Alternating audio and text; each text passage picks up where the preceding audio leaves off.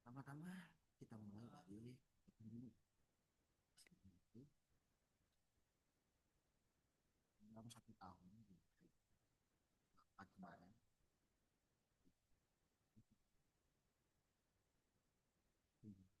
itu di Desember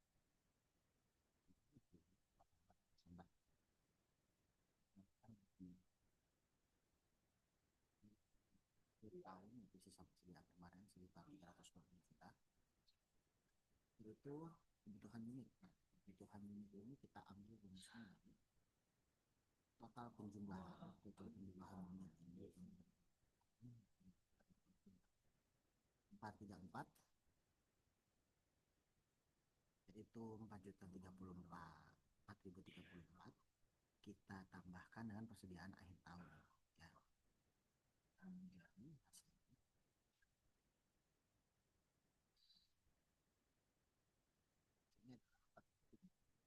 4.354 ini di tahun ini.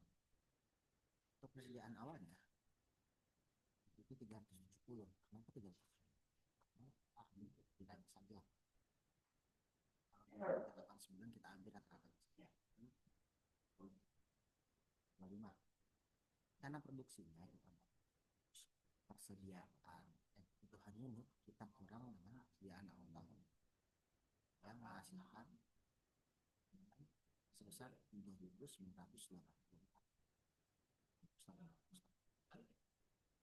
Pengalokasiannya sana opsi dibagi 12 karena dalam 1 tahun 12 bulan ya, itu sebesar 302 ya akan dari rencana produksi sebuah itu karena kita ambil pasien dan kita ambil itu yaitu 300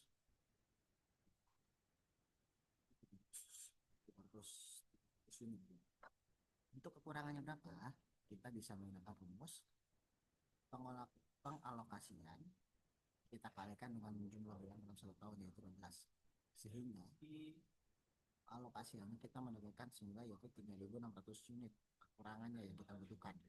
Nah, selisihnya kita bagi karena itu karena ada 6 bulan kan yang paling tinggi ya. Berarti ada 6 bulan juga yang rendah, maka kita menggunakan rumus seperti ini. Kita menggunakan rumus di mana jumlah total penjualan dalam 1 tahun kita kurangi dengan kekurangannya, jumlah jumlah penjualan dalam 1 tahun kita kurang dengan kekurangannya yang kekurangan produksinya kekurangan unitnya lalu kita bagi dengan 6 itu karena ada 6 bulan yang tinggi gitu sehingga menghasilkan nilai sebesar 72. Selisihnya adalah 72. Lalu di rencana produksi di sini kita tambahkan ini ya, tambahkan ini. Kenapa ini 372? Karena 300 ditambah 72. Untuk bulan-bulan dengan penjualan tingginya kita tambahkan dengan 72 ini selisihnya. 372 yang ini 300 ini kita 72 juga. Jadi kita buang. Ini berbeda juga akhirnya hasilnya menjadi 34. Lalu untuk budget produksi mobilnya masukkan di sini karena tadi penjualan awalnya kita 320 total persediaannya itu menggunakan rumus di mana rencana penjualan kita tambahkan dengan persediaan akhir yang menghasilkan nilai sebesar 660 untuk total persediaan. Lalu untuk persediaan awalnya kita bisa ambil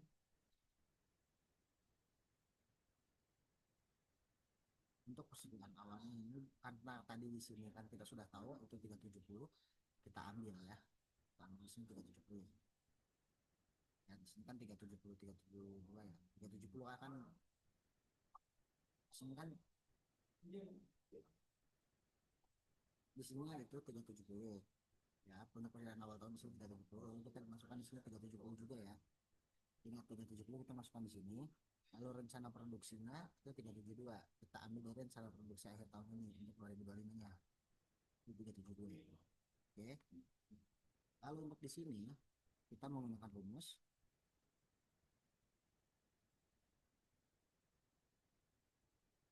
Di sini kita tetap 372. Kita masukkan di sini 372 nih ya. Rencana produksi yang di sini kita masukkan dari yang atas. Oke. Ya, di sini kita masukkan rencana produksi yang di atas ini kita masukkan di bagian rencana produksi yang bawah sini ya. Nah, lalu persediaan awal itu kita ambil dari sini, dari persediaan akhir. Sini 120 kan. Untuk total persediaan kita ambil dari persediaan awal kita tambah dengan rencana produksi sehingga menghasilkan nilai 692. Ini untuk bulan Februari ya kawan-kawan. Untuk persediaan akhirnya kita menggunakan rumus total persediaan akhir dikurang tentang dengan rencana penjualan yang menghasilkan nilai sebesar 340. Nah, ini kita lakukan berulang ke semuanya ya sampai akhir bulan. Lalu habis itu kita jumlahkan total ya. Jumlahkan total untuk setiap ininya. Untuk persediaan akhir kita jumlahkan, total persediaan kita jumlahkan, lalu persediaan awalnya kita jumlahkan juga. Nah, kan hasilnya. Nah, seperti itu. Karena kita sudah menggunakan biaya budget produksi, lalu kita ke biaya TKL atau biaya tenaga kerja langsung pegawai Lamborghini. Untuk produksi unitnya ini kita ngambil dari yang data sebelumnya ya, yang data rencana produksi kita masukkan ke sini, set, sini semua. Nah, jam kerja, ini jam kerjanya ya.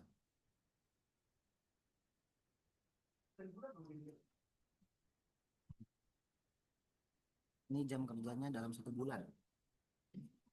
Jam kerja dari 1 bulannya itu dari 504. Kenapa 504? Karena memang udah ada aturannya 504 ya. Nah, total kerja jamnya itu adalah kita ambil dari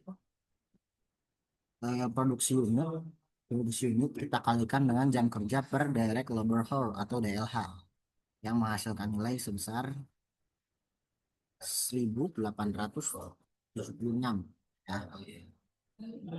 Lalu kita tarik saja ke bawah untuk perhitungannya. Set. Ini total jam kerjanya.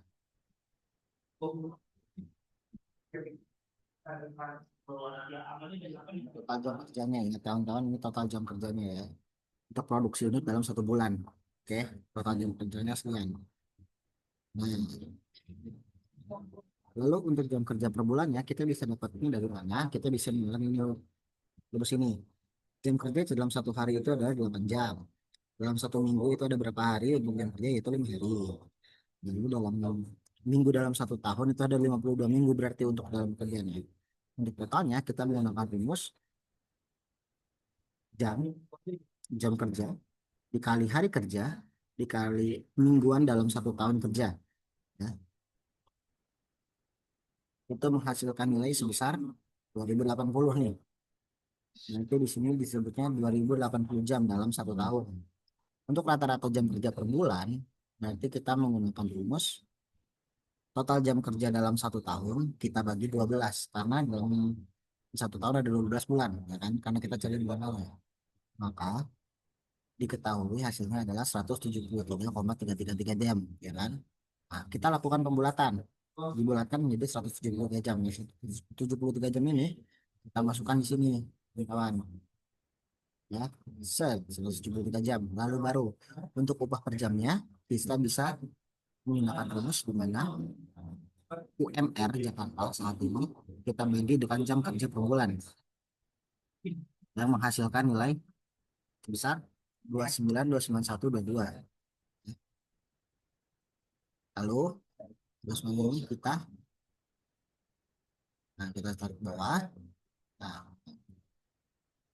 nah, untuk jam biaya tenaga kerja langsung kita ambil dari total jam kerja mereka kita kali upah per jam ya atau kolom 3 dikali kolom 6 yang menghasilkan nilai sebesar 5.496.673 115,24 yang 5 jutaan itu. 5.456.615 rupiah, 24 sen. Itu untuk total biaya tenaga kerja dalam satu bulan ya.